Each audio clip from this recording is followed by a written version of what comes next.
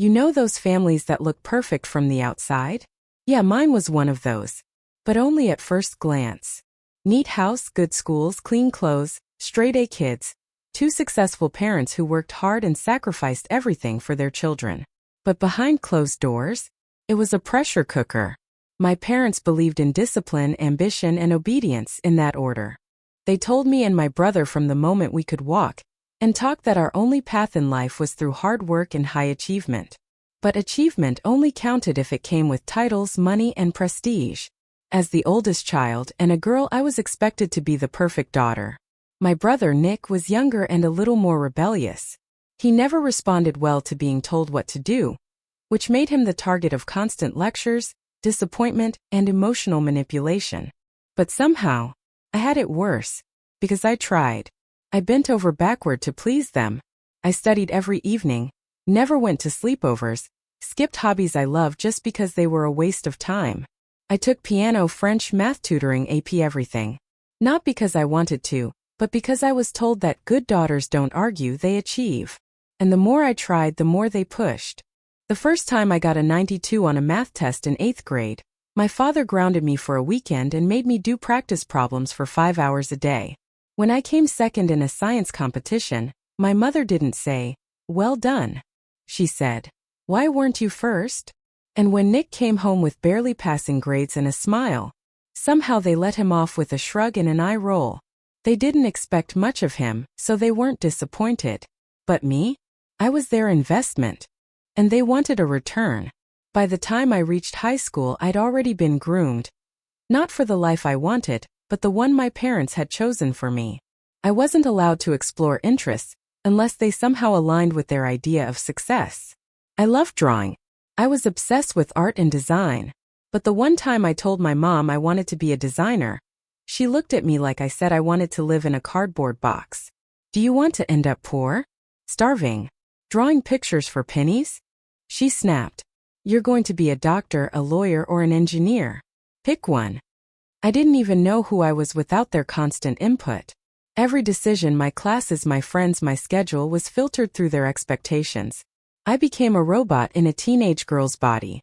Efficient, polite, obedient, and absolutely miserable. Meanwhile, my brother Nick was barely staying afloat in school, skipping classes, getting into fights with our dad, and calling them out on their control. They gave up on him early, which oddly gave him more freedom. They expected me to make up for his failures.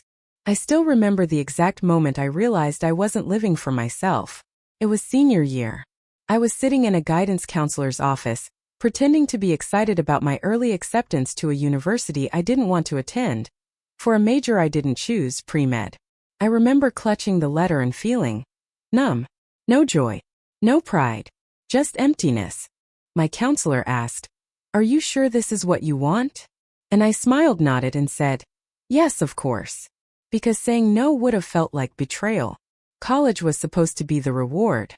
That's what they told me. Work hard now, and later you'll thank us. I repeated that lie to myself every morning as I dragged myself to 8 a.m. labs, memorized anatomy diagrams until my eyes blurred, and forced a smile every time my parents asked how classes were going. I was going through the motions, pretending to live the life they designed. But inside I was dying a little more each semester. I didn't party. I didn't make many friends. I didn't have time. My life was classes, studying, and video calls with my mom where she checked my grades, not my well-being. And if I ever hinted that I wasn't happy, that I was tired, I'd get a guilt trip about how hard they worked to get me here. Nick, on the other hand, had dropped out of college a year in. He started working odd jobs, living with roommates, moving from city to city. My parents were furious. They called him a disgrace, said he was wasting his potential. Eventually, they just stopped talking about him. It was like he'd been erased from the family. That should have terrified me. But it didn't. It made me envious. He was free. After graduation, I found a job in my field, technically a success, but it wasn't glamorous. Low pay, long hours, and zero passion. I kept working because I didn't know what else to do. I still lived at home, still followed their rules, still endured the subtle barbs about how I could have done more. But now I had a taste of my own money, my own time, my own thoughts. And slowly, quietly, something inside me started to shift. I started researching online courses in design, the thing I had once loved but buried deep under years of obedience. I signed up for a free trial, then a full course. At night, while my parents thought I was working, I was drawing again, creating, learning. And for the first time in years, I felt alive. I didn't plan to break away. Not at first. At the beginning, the online design courses were just my secret. A way to survive the monotony of my day job and the ever-watchful eyes of my parents. But soon I found myself staying up late just to keep creating. I built a small portfolio, shared some pieces online under a pseudonym, and slowly people started noticing. Strangers commented. Designers followed. A freelance client reached out. First I was terrified. What if it was a scam? What if I messed it up? But I took the risk and I did the work. And when the client paid me for something I actually loved doing, I cried in my room with the lights off. That one job turned into a second, then a third. My skills improved fast, probably because I was finally learning something that felt right for me. And once I'd saved up enough money to move out, I did it without hesitation. I packed up while my parents were at work. Left a note that said, "I love you. I just need to do this on my own." The reaction was immediate. Calls, messages, rage, confusion. How could you leave like this? After everything we've done for you? You're being selfish. This is just a phase. Design? That's not a real job. I ignored it all. For once. It was terrifying to stand on my own, but liberating. I got a small apartment, took a few in-person workshops, built up my portfolio, and started applying for real design gigs. Within a year, I landed a full-time job at a creative agency. The pay was double what I'd made before. The joy? Triple.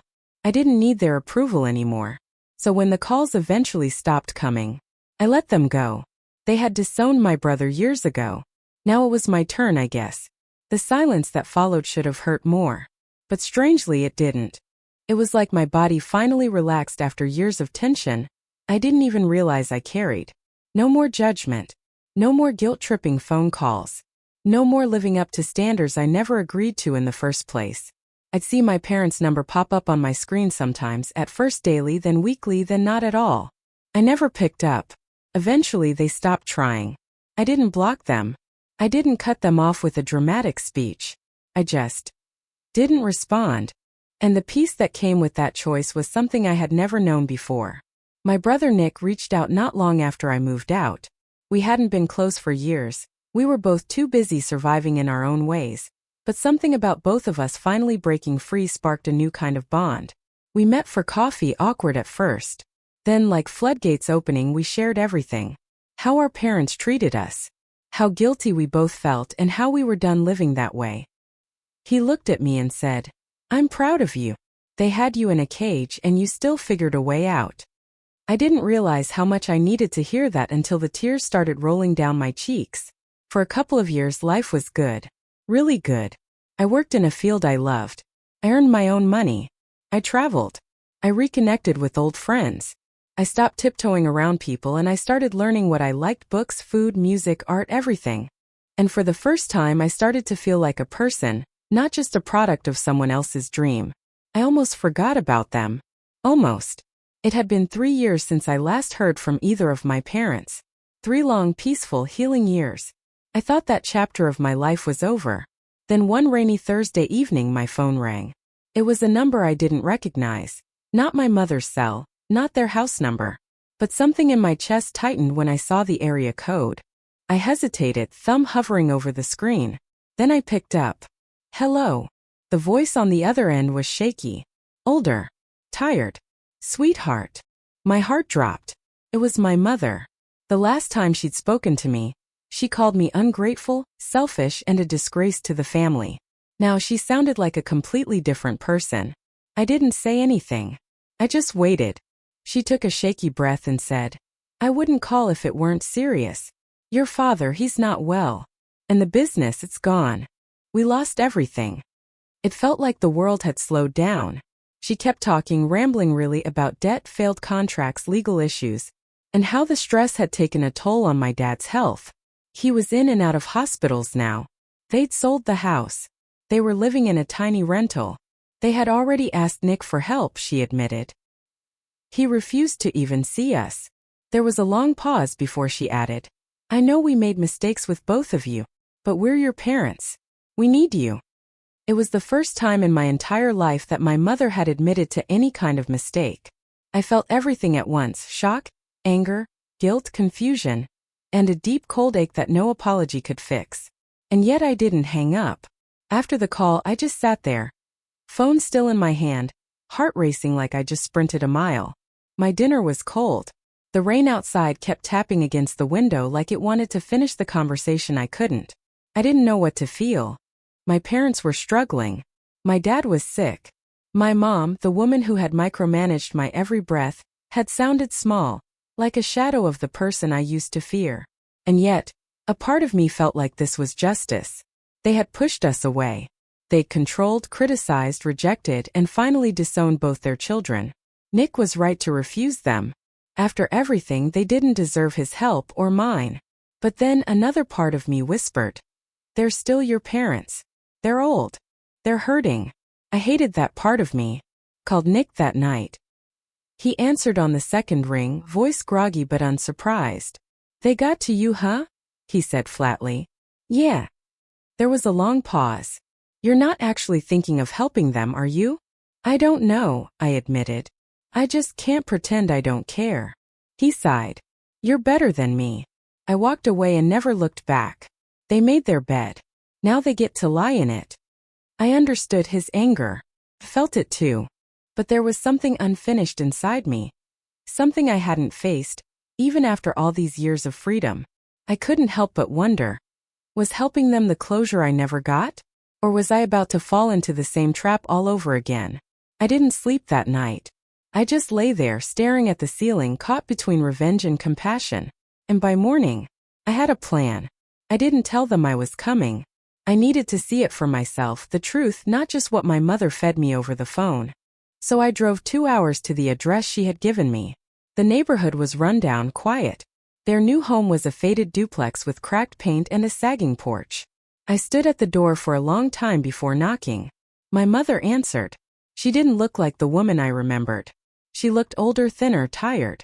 There was no makeup, no sternness, no rigid pride in her posture. Just surprise. And something like shame. Can I come in? I asked. She stepped aside silently. Inside, the house was cramped, clean but lifeless. No framed family photos. No grand bookshelf of awards and degrees. Just a small couch, a coffee table with pill bottles, and the sound of a wheezing TV from the next room. That's where I saw him. My father. He was thinner too. Grayer. Sitting in a recliner with a blanket over his legs and an oxygen tube in his nose. I almost didn't recognize him. He looked at me. Really looked. And then for the first time in my life, I saw tears well in his eyes. You came, he rasped. I didn't know what to say. All the speeches I'd rehearsed in the car.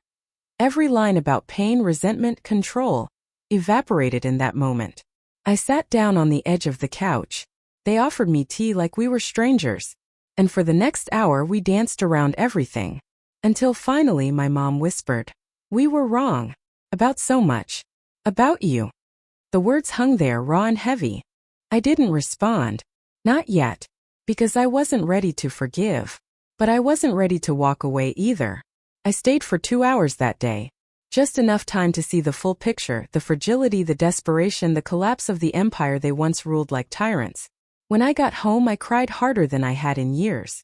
Not for them, but for the version of me that spent so long trying to earn their love. I mourned that girl.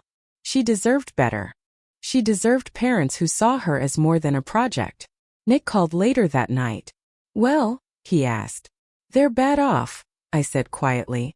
It's real. Yeah, I figured. Still not our problem. I know. But I can't shake it. Not because I owe them anything. I don't. But maybe because I want to teach them something. Something they never taught us. What? Mercy? I paused. No. Accountability. That's when the idea came together. I didn't want to just help them, not the way they expected. I wanted to confront them, make them face what they did. Force them to sit in the truth they avoided for decades. And if I was going to offer anything, it would be on my terms and they'd have to listen. The next week I went back. This time with a plan. I brought groceries. Paid for a nurse to come check on my dad. I handled a few calls about unpaid bills. They were stunned. Grateful. But that wasn't all. I made them sit down. I told them I wasn't there because I forgave them because I didn't. I was there because I chose to be better. Not obedient. Not bitter. Just better. I told them how their control had broken me. How I used to lie awake hoping they'd finally be proud of me. How every achievement felt hollow because it wasn't mine. I watched their faces fall. And for the first time they didn't argue. They listened. After I said everything I had carried for years, there was silence. A long, crushing silence. My father looked at the floor. My mother's hands trembled as she tried to hold her tea. I expected denial. I expected excuses. I expected the same dismissive tone they always used when things didn't fit their version of the world. But then, something I never imagined happened. My mother began to cry. Not quietly. Not the controlled sniffles of a woman who never wanted to appear weak, but full, shaking sobs. I thought we were doing what was best, she choked out. That if we pushed you, you'd have a good life. That you'd thank us someday. You didn't push, I said calmly. You controlled. You ignored who I was and replaced me with who you wanted me to be. I know, she whispered. I see it now. We lost both of you. And we did it to ourselves. My father didn't say much. He rarely did when emotion was involved. But he looked up at me with red-rimmed eyes and nodded once.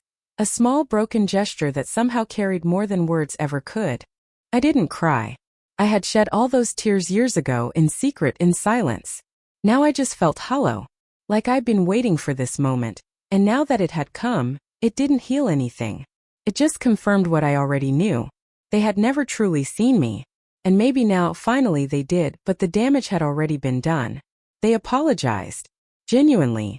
And while some part of me appreciated it, another part knew that apologies don't undo a childhood. But I'd come this far. And I wasn't going to let their failure define me any longer. So I gave them one thing they never gave me, honesty. And I told them I didn't hate them. But I didn't trust them either. Not yet. Maybe not ever. Not long after my visit, Nick called me. His voice tight with frustration. Why did you help them? He demanded. After everything? After how they treated you? I was quiet for a moment, unsure how to answer. He was right. They'd been cruel, controlling, and dismissive, especially to me. Helping them felt like crossing a line he never wanted to approach. But I knew my reason. I didn't do it for them, I said finally. I did it for me. He scoffed. Sounds like a trap. It's not. I needed to see for myself that I'm stronger than their control. That I can decide who I want to be. Helping them on my terms was the last step in breaking free. There was silence. Maybe you're right, he said quietly. Maybe this is closure. Then he surprised me. Just don't let them use you again. Promise me. Promised. Because that was the key, not forgiveness, not reconciliation, but boundaries. The hardest lesson I learned was that some people don't change, and some wounds never fully heal. But I had the power to choose how much space they took up in my life. Helping my parents wasn't about mercy. It was about reclaiming my story. Nick and I grew closer after that. We still have our scars, but we talk more. We support each other.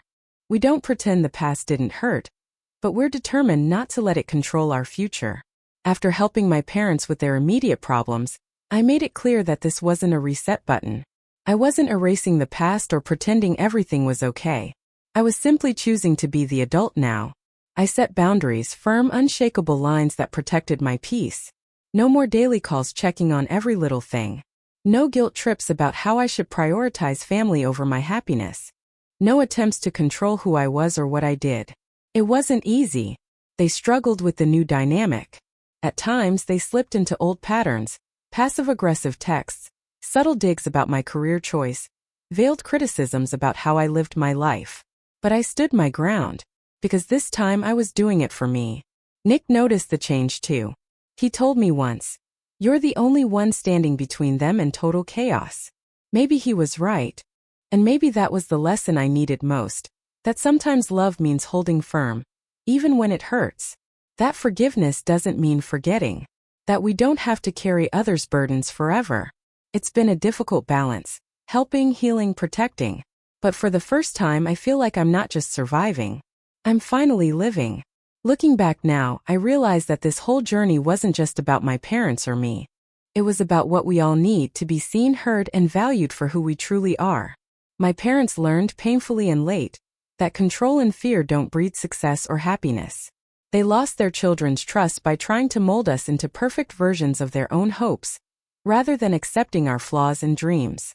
I learned that freedom isn't just physical. It's emotional and mental too. Breaking away meant losing their approval but gaining my own voice. It meant embracing uncertainty for the chance to live authentically. Nick and I, despite everything, found each other in the rubble. We're still working through the damage, but we're stronger because of it, not in spite of it. To anyone else trapped in a cage of others' expectations, it's okay to break free. It's okay to choose your own path. You deserve more than obedience. You deserve to be you.